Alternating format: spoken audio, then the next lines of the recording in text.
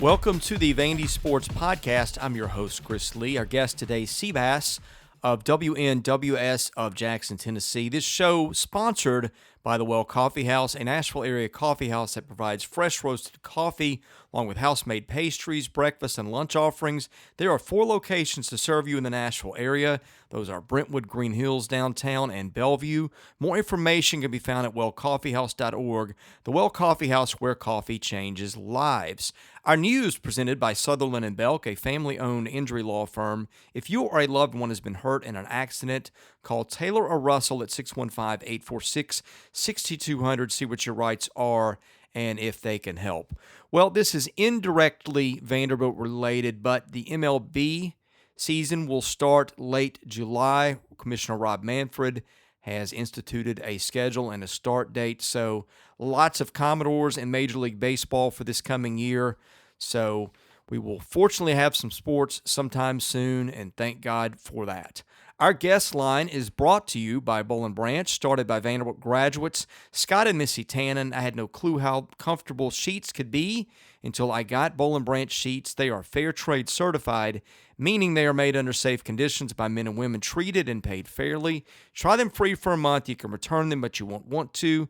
Once you get the sheets, try the mattress. That was voted the best mattress of 2018. Go to bollandbranch.com. That's spelled B-O-L-L. Enter the promo code Vandy and get $50 off your first set of sheets.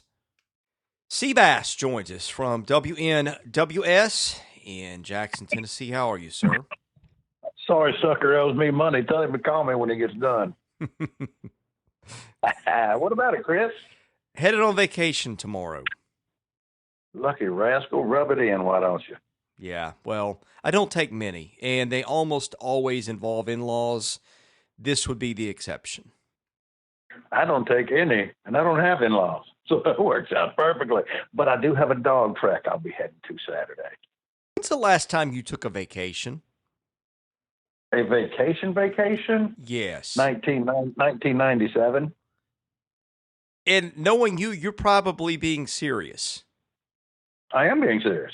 That is the last time I took a vacation. I was actually supposed to go to San Diego and Los Angeles the end of July before the pesky little pandemic just kind of squashed all those plans. I was going out there and going charter fishing. I was going to the weekend series with the Phillies and my Padres, and spending a week out there with my best friend who lives out in Riverside. And that all got canceled. So yeah, I'm kind of due for one myself. Yeah, we need to get you out more. I'm willing. If it helps, I'm willing. Right. Let's start here. We lost a dear member of our community last night, suddenly. Tommy Crockett posted his Tommy door. I woke up to that news this morning and was just stunned. You know, I got to tell you, Chris, I saw it on my computer at work, and I was in the middle of doing something, so I tried to look at it on my phone. And, you know, as I've told you, sometimes there's posts that don't show up on my phone, and that was one of them. So I didn't get to see who it was. So it was Tommy Door, huh? Yeah, it was. And Tommy had literally been a subscriber to the site since day one, back when we started it in 2003. And it posted tens of thousands of messages, and I talked to him. It's probably been 10 or 12 years since I actually spoke to him on the phone, but I've done it before. Never had the fortune to meet him in person. Always wanted to, and that's something I say out there to listeners. If you're listening and you spot me somewhere at a practice or, out at Vanderbilt or out in public, and, for some reason I guess you recognize my face because it's been here and there every now and then. Stop me and say hello. I always enjoy those conversations. There's a lot of people that I never got to meet or never really have spoken to that I've wanted to. There's just so many interesting people in our community. I always enjoy those relationships when I get a chance to meet people. And some people have passed before I got a chance to do that. And so if you're one of those people out there listening and you ever see me where you can stop me and say hello, I ask you to please do that. Introduce yourself because I enjoy those 100% of the time. And I'm sad I never had a chance to get to meet Tommy in person. Yeah, man, he just posted just the other day. He posted on Yeah, Monday and died Tuesday morning. Yeah. boy. That's so. Well, I hate to hear that. I liked him, man. He was good people, man. I hate to hear about that. But did he live here in Tennessee? He was in South Carolina. He and his wife ran a jewelry business, and I think he did some kind of farming. Hmm. Well, I hate to hear that, man. I'm sorry to his wife and family. Yeah, me too. If they are listening, our condolences. And if they are not listening and somebody knows the family, I hope they will pass them along personally. Speaking of which, and I feel terrible that I never did this. This is a couple months old now, but Tony Pack also passed away. Tony had been on our site for years. If you ever went to the baseball tailgate, Tony ran that. If you ever went to back when they had, well, I guess they still do, have tailgates up and down Natchez Traced on football game day, Tony and his crew used to have one that was right next to the Chick-fil-A tent or truck there where they have the big screen near the corner entrance to the end zone. And I was always an invited guest to that. Tony and Jeff and several other guys there that I got to know really well. Just salt of the earth, good people. Tony was, I guess, the guy that, I don't know if he ran the tailgate, but he was one of a couple people that did, and was just a very devoted baseball fan, a terrific guy, and was always sincerely nice to me. And I meant to say something on the podcast months ago when that happened about it, just got busy and forgot. And so that family may be listening, and I know that there are friends of his that are listening. I think I've said it on the site, but if not, my condolences to the Packs as well. And that has been one of the things about this job that's been rewarding, is that meeting good people and developing relationships and being part of community. And so those are two who have passed on that I will really, really miss. Yeah, I hate to hear that, man. I do. I never got to meet either one of them, but you were talking about game days and whatnot. One thing I'd like to do one day, or maybe somebody make a post on that. Then maybe they have. I just hadn't seen it. What everybody's game day ritual is. For when they come to Nashville or if they live there. For me, me and my buddies, with same two guys I always go with, we always go to Satco and then Jenny's before we hit the parking garage and come on over. But I'd be interested to see what some of the people's traditions are. Yeah, we'll have to start that thread maybe in the fall. Yeah, or I guess we could start. I mean, we could start the thread anytime. So we'll do that. There's no particular. I mean, yeah. There's. Yeah, I will say we have to try to cram it all in. If you know what I mean. Yeah. Plenty of time to do that. Well, not too much. Back to where we started. Since I'm leaving on vacation, something will break tomorrow. I hope so. Hopefully, good stuff though. Only. Well, I'm afraid that's not going to be the case. In this, well, you might have that with basketball, as David Sisk has talked about. But I'm afraid there might be some more coming down the pike that are maybe not good news items. Well, I'm a spoiled Vanderbilt fans, and all the good luck and good success and news we've had, over the last few years. I guess it's probably time it balances out, right? You know what kind of year this has been for me on the board, right? Of course. You also have a benefit of having a pretty close friendship with me, and you and I talk a lot. Or maybe not the benefit, but the misfortune, something like that. I love the way you framed it. You get the opportunity to be my friend. Right. Like it or not. Now, you can't imagine what it means to me, Chris. Well, you and I are close for a number of reasons, right?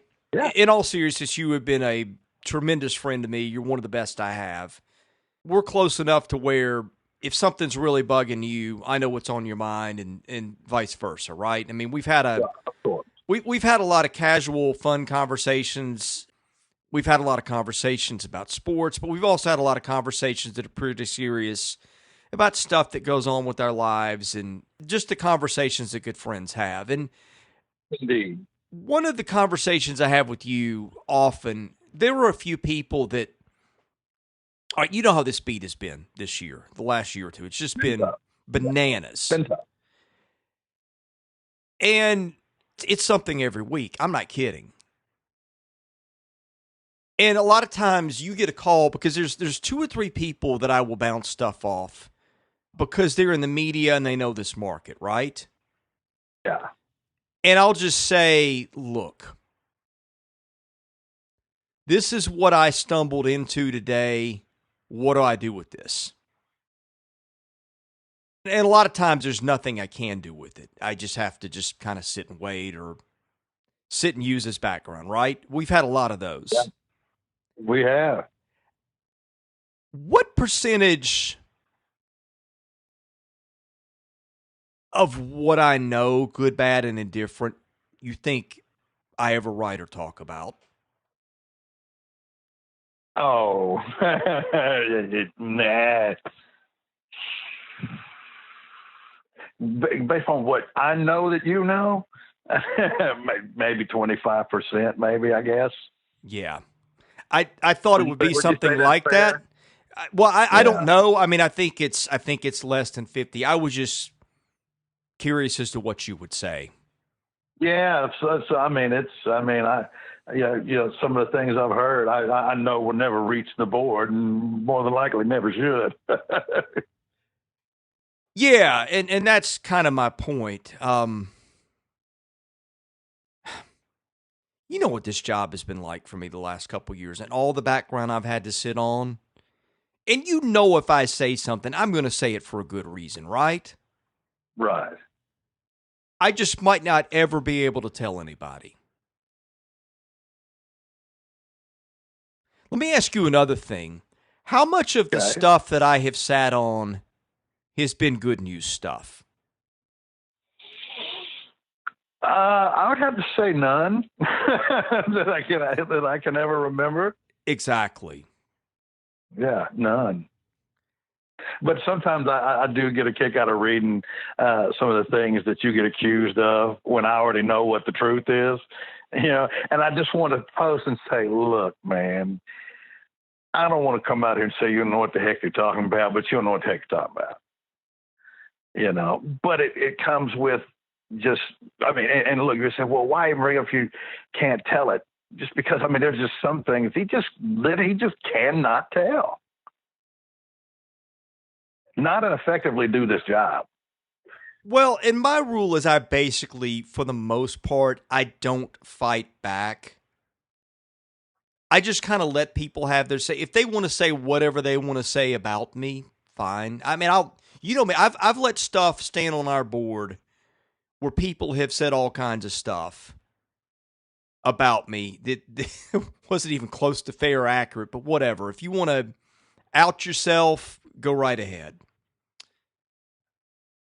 I think where it bothers me is where it gets into my credibility.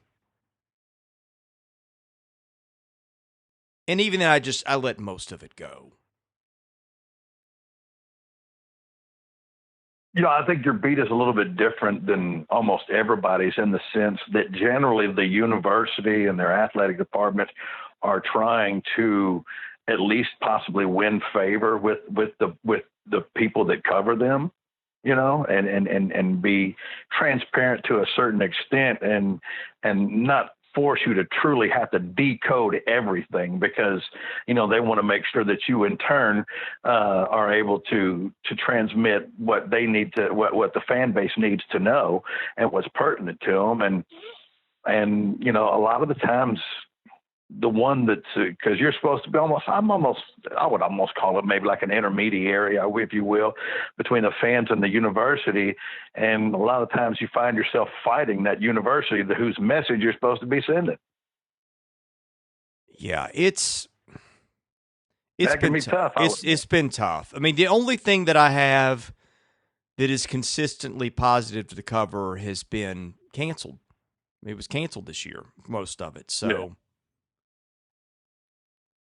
yeah, it's been a rut lately. But I heard a wise person say something this one time, and I think this is really accurate.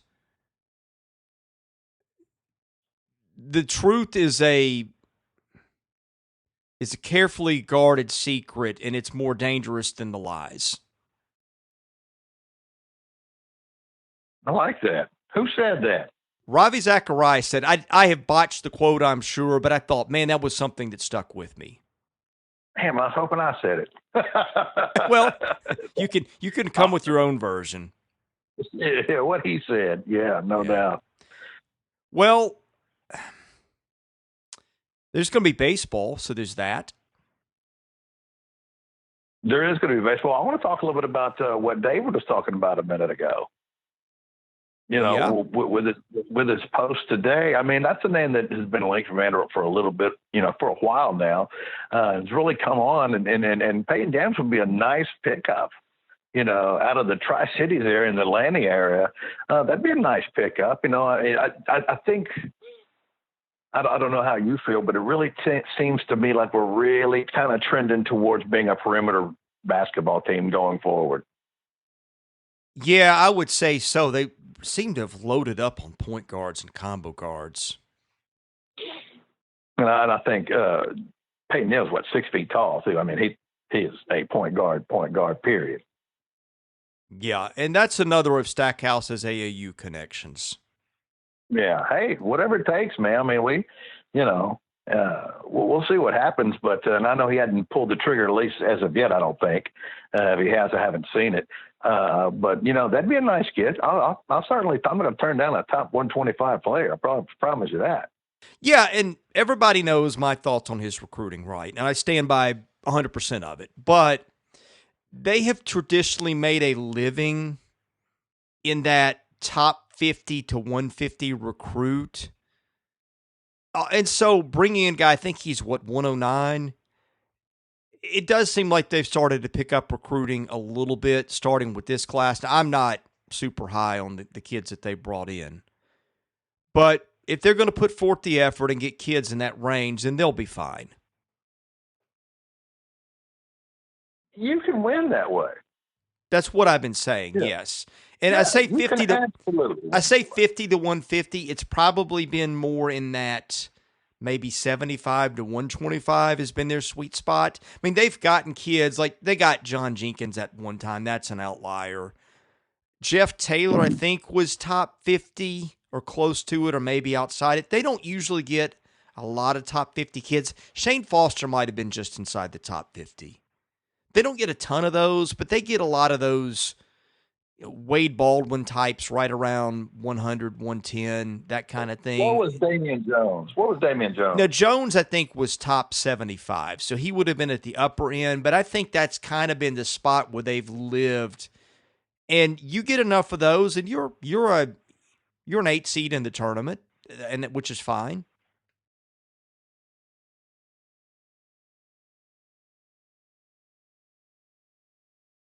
I'm quite okay living in that neighborhood, to be real honest with you.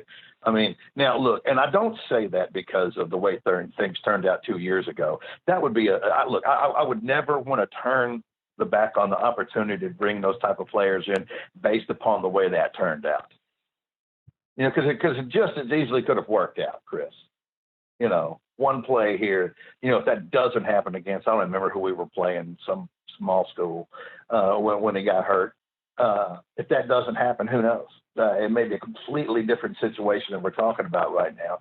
So, I mean, I still think you go after those guys. You do. I believe that. And if it doesn't happen, it doesn't happen. But I don't think that you turn your back on the opportunity to get guys like that. No, you don't. You don't. I mean, there's only been one time in the history of the program where they did that momentarily, and we know how that ended. Yeah. We know. And how cool was it to see him stay in the conference, and not only stay in the conference and go to one of the two places we absolutely did not want him to go. but we deserved it. You've lost me there. Well, I assumed that you were talking about Ron Mercer. Oh, no, I was talking about the Garland Chateau Hall. Oh, okay. No, I was talking about not. I was talking about when we didn't take them when we could have had them. Oh, no, I was You know. saying that usually, I thought what you were saying was that they might not want to take guys that far down the list. Oh, The okay. No, I rankings. was Oh, going the other way. yeah, no, we got our wires crossed on that one. But yeah, anyway, it's basically a guarantee. Look for something to happen Thursday or Friday because I'll be gone. Yeah, but hey, look, I'll take that. I am one of those people that I don't. It's not that I think that I don't think that we are going to be a Final Four team anytime soon. But personnel wise, I mean, look, I'd like to score some more bigs. There's no doubt, and maybe the transfer game works out for us that we can get a couple of those. But I think as the game itself shifts a little bit, you'd like to have those post presence, but I don't know that it's quite as necessary as it has been in the past. Shall we go on to the mailbag? It's your world, baby. Well, we will then. Today's mailbag is sponsored by Vanderbilt fan Josh Minton, an independent insurance agent operating out of Brentwood, who can take care of all your insurance needs. Give him a call today, 615-933-1979. Email him at josh@hqinsurance.com. Follow him on Twitter at JoshuaMintonHQ or Facebook.com/JDMintonHQ. He's my insurance agent. Give him a try. Tell him you heard about it here. Bobby 2 times says if these allegations are true and Derek Mason is fired, who do you see taking over for the short term, and who would be your top 5 candidates to replace him? Of course, that would be the football stuff that has exploded on Twitter. I'm not going to get into that. If you're listening to this podcast, you probably already know. But anyway, I'll let you answer that question. Who do I think would take over in the immediate? I would assume probably Ted Roof due to head coaching experience. Do you agree with that? That is what I think they would probably do. That's not based on any information. Of course, I mean, I don't know what they were. I know there was some kind of underlying health issues. Is he better now? I would presume he is, or I think we would have heard. Right. So, I mean, assuming if that happened and he were healthy and that was the situation, then I would say probably that. That would be my first thought. And what was the other? A couple candidates. Yeah. Can it be just my wish list? Yeah. Well, you're the one asked the question. Well, yeah, I know, but I mean, some of them they're never happening. But of course, somebody, one of mine, who's going to be the top 5 because I was saying that dude's name even before your boy Zach there. You know who it is. Gotta throw my man Will Healy in. Throw him in there because, hey, look, what he did with my alma mater is just beyond unbelievable. It told me all I needed to know about the dude. Now here's a name for you that I would love to have had as the head coach of this football team, and that'd be Coach Satterfield. Yeah. Any thoughts? Yeah, I mean, I know a lot of people like him. Yeah. Oh, yeah. Yeah, and he's really starting to pick up recruiting there too. I would love to have Coach Satterfield here. Let me ask you this. Now, you might say no. Now, I know one time he was connected to this job last time around, I think, or at least interested. And I know some people are like, but I would say this. I think Coach Hudspeth has done as good a job, and he's even taken it even farther than Will Healy did. I know that may be looking a little bit on the lower level of things, but, that was a name that was connected to the Vanderbilt job last time around. What do you think about that? And he's doing great in Clarksville right now, by the way. Yeah, I mean, I think I've said this before. I think Hudspeth might have been on their list. Healy was on their list. I say their list. This was Malcolm Turner.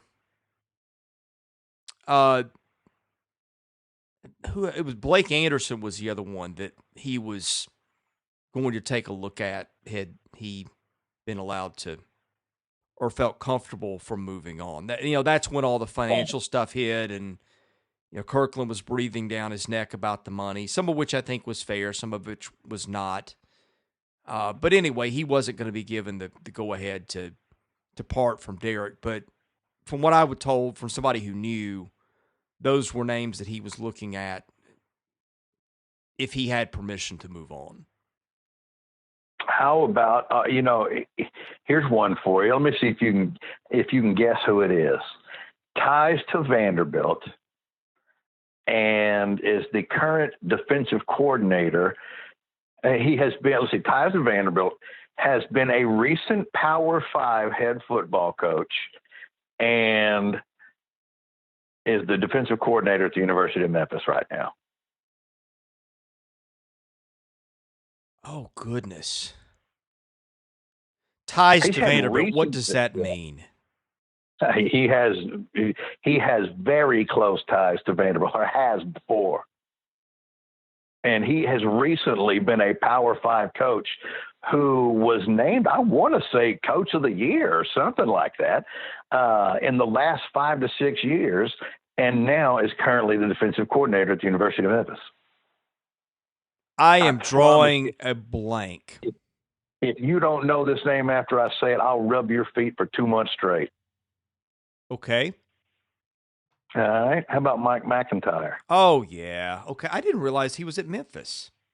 Yeah, he's the defensive coordinator at the University of Memphis. I had Coach Ryan Silverfield on a couple of weeks ago on my show, and we were talking about having a guy like that, and and I even asked, was there a little bit of pressure knowing that back in what was it 16 that they won was like 8-10 games for the first time in forever. And he was winning awards, and seems like 5 minutes later he's out of a job, and I think what you can say what you want about Mason, but I think Colorado may have made the worst hire I've ever heard of. Oh, that was horrible, just horrible. I mean, you could have picked out the Boulder phone book and just picked a name, and I would have felt better about the job. I don't know how you give that. You can win at Colorado consistently. What is the problem? Somebody tell me, because I'm telling you right now, the right person, in that athletic department, and the right person in that, in that football program, you can absolutely win at Colorado. There's no reason not to be able to win there. You can win at Utah. You can win at Colorado. I'm going to go a little bit of a different direction, because good and well, and hey, people are going to take issue with me saying it, but it's 100% the truth. And I'm on a roll this week, so why stop now? They will look for a minority first if there's a good candidate.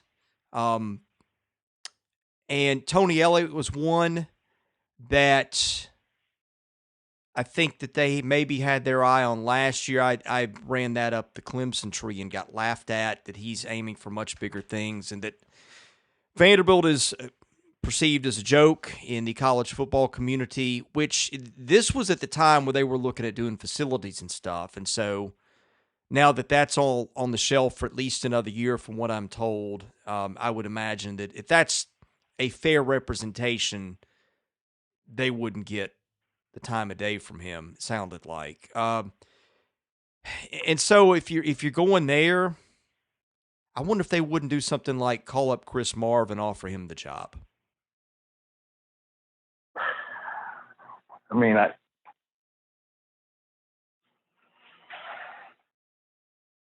like Coach Marv. I'm not mad at him because he left. I mean, I got it. I understood. But I mean, what am I going to sit here and say? Is he ready for the job? I mean, there'll be people that tell you that the coach you have now still isn't ready for the job 6 years later. But that's a conversation for another day. I don't live in that world, Chris. I mean, I know there's a speaking reality, and that probably would be the first direction. See, I'm weird. I would be looking for the guy who gives you the best chance to win. I'm weird like that. I don't see all those other things, but it's not my call. Um, he has no head coaching experience whatsoever, and he has no what coordinator experience. Okay, if you're going to fish from that pool of candidates, who do you go after? I mean, if that's where I'm going, then yeah, okay. But Yeah, I'm just trying to think of who your other realistic candidates would be. if I'm in charge of this, I'm going to cast my net as far. I'm going to shoot for the moon. She can't say no. To go to the prom with you if you don't ask. You got to put it out there. I mean, and you go after people that you can't get. When they say no, then you move on. I don't start swimming. I don't start. At the bottom of the barrel, and that's not really the bottom of the barrel. It's not a way to put it. But people who've never even been a coordinator, I'm not doing that. Why would I do that? At the end of the day, I am still a Power 5 team. I'm 2 years removed from the Texas Bowl in a great game against Baylor. I've still beaten Tennessee, 5 out of the last 8 years, I guess. So it's not like I can't win football games. So I'm going to at least give it a shot here. I'm not going to cut my pool. I'm not going to be the one responsible for cutting the pool down myself. I'm going to make them tell me no. Let's see. There are 11 black head coaches in the NCAA right now, one of which is Derek Mason, another of whom is James Franklin, and I don't know why this list is taking a while to pull up. David Shaw's another one. Dino Babers is another one. Carl Durrell. Herm Edwards. Herm Edwards, yeah. Most of those guys aren't coming.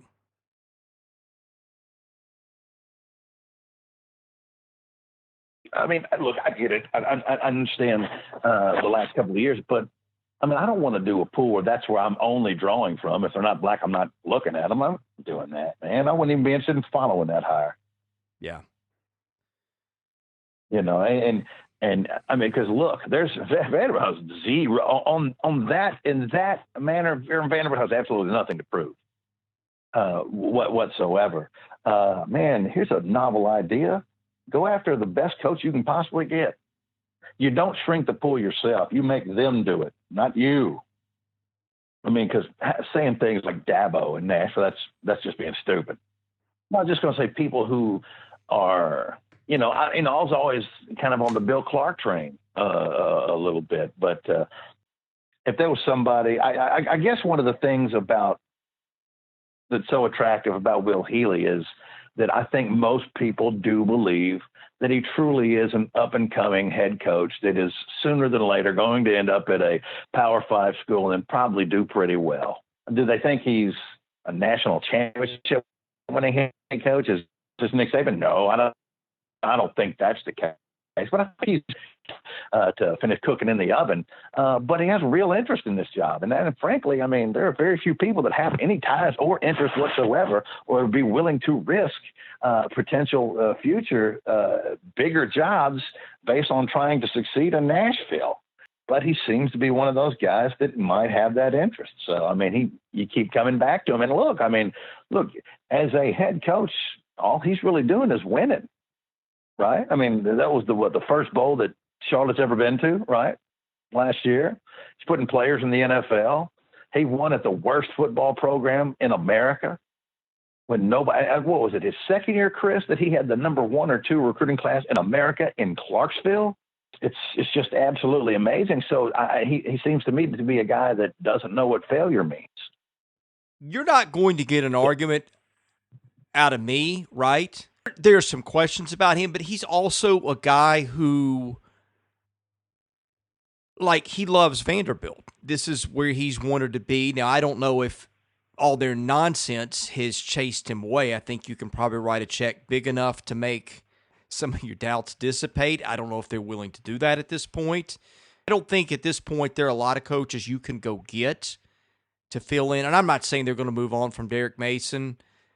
I do think that there are some clauses in some of the coaches' contracts that give some wiggle room to get out of things if there's an ethical scandal. And by the way, I'm not even saying that Derek has done anything wrong in this case. Okay, there's a whole lot, I think, to come out. There are multiple sides to every story. I'm not taking a stance on this. Okay, just to be clear.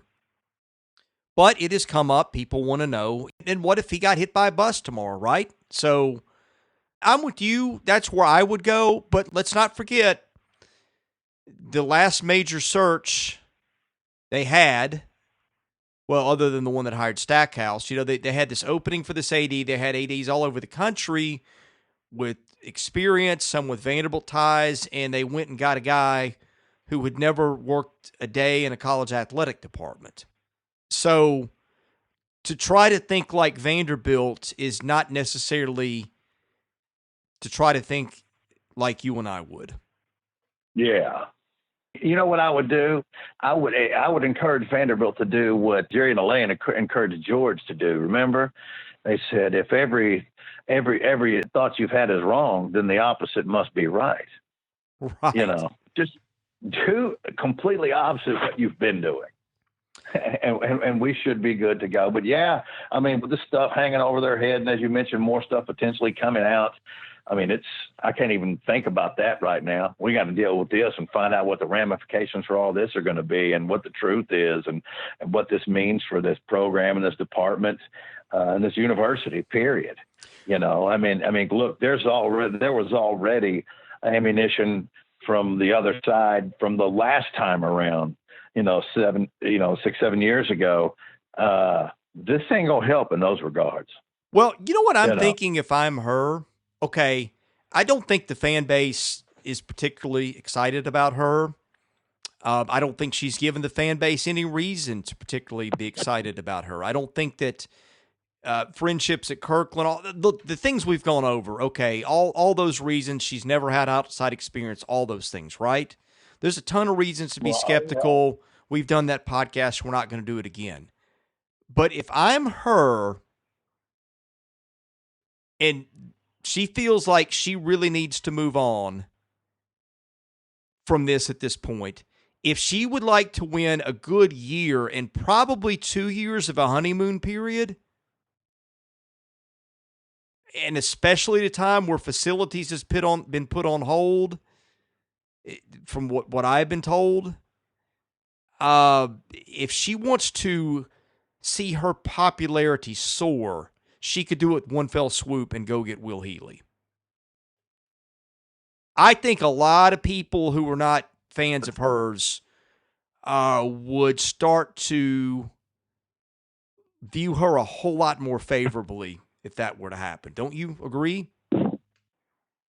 Yeah, I mean, I certainly agree. The only problem is that, we're about to hit July. You know what I'm saying? Coaches don't generally leave a month before the football season starts, with all apologies to Bobby Johnson, but he didn't leave for another job. They generally leave right after the season or early on. They don't do it a month before the season starts. I mean, even if it's because you feel a certain level of obligation to your coaches and your team and the school you're at right now, you don't generally leave a month before practice starts. Well, that's true. And I'm trying to think. Bobby Johnson left, what, about this time in July? I think it was right at the end of July, 1st of August when he left. And, of course, they couldn't do anything then. But No, couldn't do a thing in the world. But I mean, even still, if you left a day, that's still leaving Charlotte high and dry. And I just don't, I'm not saying, well, I wouldn't want somebody that would be willing to do that, because if they'll do it to them, they'll do it to us. And there could be a modicum of truth to that, but Vanderbilt's not good. First of all, Derek Mason is the head football coach at Vanderbilt, until he's not. And getting Will Healy as the head football coach for Vanderbilt this season is just not practical. That's not going to happen. So if he were to be the head coach, it would have to be after a pretty miserable year this year that saw Coach Mason lose his job, on top of all the stuff that we're dealing with right now. Yeah. I think, well, I mean, look,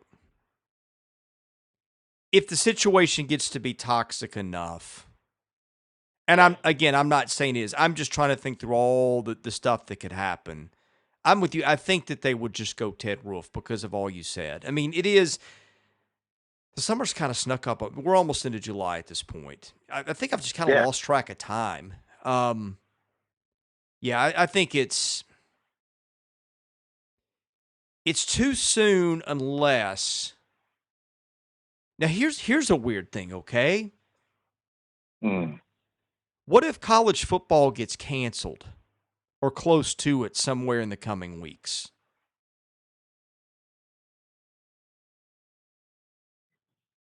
If you were close enough, I'd drive or wherever you were and punch you in the face. Just Thank you. just don't. Not the Chris. I do a sports talk show 2 hours a night, 5 days a week. Please don't jinx me. I'm already nervous about all that as much because I can't. I mean, look, there's just. I mean, we've done fine for 4 months, but I mean, go to any major sports website. Go to Roto World right now. Go to this. Go to that, and that's all it is. Said player has COVID-19. COVID-19 this. Social justice that. Yeah, there's nothing about actual games. Actual on the field sports stuff. It's something else. And generally revolving around COVID. Yeah. Look. Let me say this: is sports the most important thing in the world? No, clearly not. But here's what I really believe with everything I got, Chris. This nation needs its sports. It needs it. We've always wanted it and we've always loved it. They need it now. I've never seen the country like this. It's depressing. It's never been like this. Yeah, and one of the things that we get to that gives us, even if it's for a couple of hours, the opportunity to step back away from the crap that is basically anytime you turn your television on now, is to be able to watch the games. So, think about a Saturday, Chris, how awesome it would be, let's say Vanderbilt's not playing this week and you can kick back and you can start at, you can watch your game day and you can watch 11 o'clock and 2:30 and 6:30 and just ride it on in. And then you and David sitting back and just chilling, watching the games all day, having a good time, watching the scoreboard, doing your thing. How great that would be if that was this weekend. What Oh, a stress reliever that would be. That's in that sense, it's you know I was think when needed. when baseball starts, we'll have MLB TV. I think he and I will just sit and watch games for a couple of full days. I think we may get that chance because I think my wife is going to go out to Colorado and take my daughter for a couple of days in late July, which is right when they're going to start. You know good and well exactly what he and I will be doing. Oh, what you should be doing, watching ball the whole time. You saw where they with the 60 game schedule, you're playing like if you're in the National League West, you're going to be playing 40 of your games against your division opponents and the other 20 against the Western teams from the other league. You see that? No, I had not seen it, but I kind of like that. The way it works out is you'll have 60 games, and of course you have 5 teams in your division. You'll play each one of those teams in your division 10 times for a total of 40. And then you'll play let's say if you're the Dodgers, you'll play the 5 teams in the American League the American League West 4 times apiece for a total of 20. And that's going to be your 60 games. Wow, that will be interesting. Yeah, I mean, and so if depending upon what division you're in, if you're like in a stacked division, or something like that, it's the one thing I will say about a 60 game season though is not everybody's not in play. I mean, clearly, the Orioles are not making the playoffs even with 16 teams, but think about this, Chris. 16 teams, more than half the league making the playoffs, and only a 60 game season. Man, dude, 60 games, think about it, Chris. That's the equivalent of starting the playoffs after about 6 games in the NFL. I Yeah. mean, you're not really who you are after 60 games. Especially if you've got some pitchers with some arm soreness or shoulder soreness, and they can't pitch for a little bit. I mean, there are teams that really don't round off to who they are until they're past 100 games. I could see, at least initially, very average baseball teams making the playoffs. What were the Nationals last year? Were they like 19-31 after 50 games? Yeah. They were a dozen games under 500 at one point. So, right, if you do that, you don't even have a chance to make the playoffs at that point. Oh, good Lord, no! You can't afford to get off to a bad start. You have to start well. You start out 3-8, your goose is probably cooked. And you say, well, that's not anything. But hey, dude, that's almost 20% of your season. Right there. So you can't afford big slumps. You're coming out slow. You just can't do it. And it'll be interesting to see what happens. But I think there's some teams that, and by the way, like when the Nationals were like that, when they made the playoffs, before the playoffs even started, I picked them to win the World Series. Because why? Because they're built to win a 7-game series.